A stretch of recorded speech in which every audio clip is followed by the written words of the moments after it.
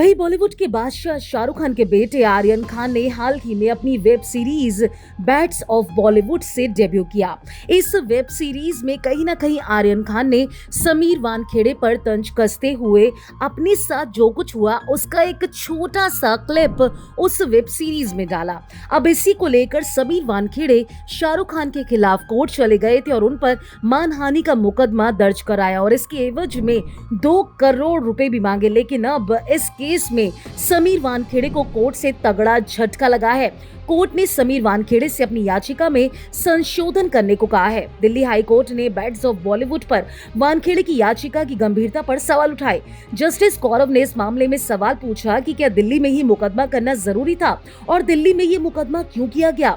समीर वानखेड़े की वकील ने हाई कोर्ट से पास ओवर मांगा है। आपको बता दें, सभी मामले की सुनवाई के बाद करने की गुजारिश के लिए पास ओवर मांगा जाता है।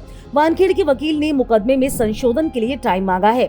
दिल्ली हाई कोर्ट ने समीर वानखेड़े के वकील के अनुरोध को एक्सेप्ट भी कर लिया है। हाई कोर्ट ने कहा कि आप अपनी अर्जी दाखिल कर सकते हैं। अब दिल्ली हाई कोर्ट की रजिस्ट्री सुनवाई की अगली तारीख बताएगी। आपको बता दें, समीर वानखेड़े ने वेब सीरीज में हिंसा, बुरा व्यवहार और उनकी गलत छवि दिखाए जाने पर आर्यन के खिलाफ कार्रवाई की मांग की। उनका कहना था कि रेड चिलीज की web series bats of Bollywood ने एंटी ड्रग एजेंसियों और कानून प्रवर्तन की छवि खराब की है और जनता का भरोसा तोड़ा है। ऐसे में वो शाहरुख खान उनके बेटे के खिलाफ कोर्ट चले गए थे।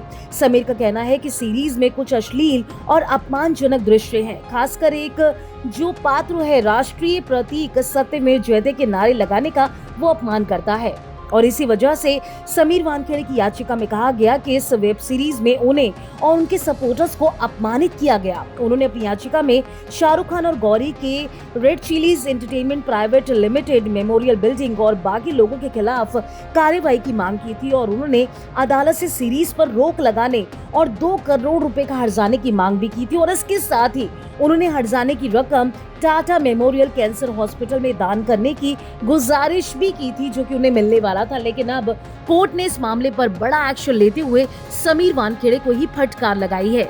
इस मामले पर सुनवाई करते हुए कोर्ट ने समीर वानखेड़े के वकील से पूछा कि दिल्ली में ये याचिका कैसे डाली गई। मैं आपकी याचिका को खारिज कर रहा हूं। अगर आपका मामला ये होता कि दिल्ली समेत कई जगहों पर आपकी मानहानि हुई तो सबसे ज्यादा नुकसान दिल्ली में हुआ होता तो हम भी इस मामले पर दिल्ली में ही विचार करते। वहीं कोर्ट के सवाल पर समीर वानखेड़े के वकील संदीप सेठी ने तर्क दिया है कि नेटफ्लिक्स पर रिलीज होने के वजह से वेब सीरीज दिल्ली समेत देश भर के कई शहरों में पब्लिश हुई और इससे उनके मुवक्किल की बदनामी हुई है। वकील ने याचिका में संशोधन का आश्वासन दिया, जिस पर कोर्ट ने उन्हें संशोधित आवेदन दायर करने का टाइम दिया और सुनवाई के लिए मामले को सूचीबद्ध करने का निर्देश भी दे दिया है। कोर्ट ने संशोधित आवेदन दाखिल करने के लिए समय देते हुए अगली सुनवाई तक मामले को टाल दिया है। यानी कि शाहरुख के अगेंस्ट जाने वाले समीर वानखेड़े को कोर्ट से तगड़ा झटका लगा है।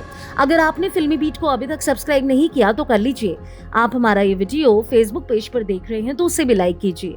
बॉलीवुड टीवी से जुड़ी तमाम खबरों के लिए आप देखते रहिए फिल्मी बीट।